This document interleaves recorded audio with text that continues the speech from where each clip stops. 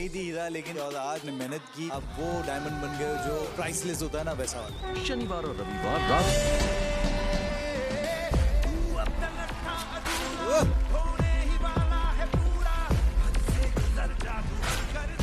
जो एनर्जी है, it's killer.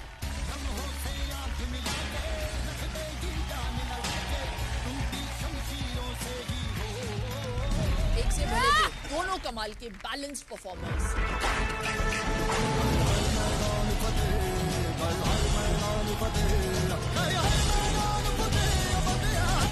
Hi everyone, नमस्ते। मैं हूँ आप सबकी प्यारी अपुन पेगू। आप सबने मुझे फाइनलिस्ट बनाया, उसके लिए थैंक यू। इस बार फिर से आप लोग को वोट करना पड़ेगा। अगर आप लोग को डेडली लिटिल मास्टर का मुझे विनर बनाना है तो please please please please please मुझे ढेर सारा वोट कीजिए और ढेर सारा प्यार कीजिए।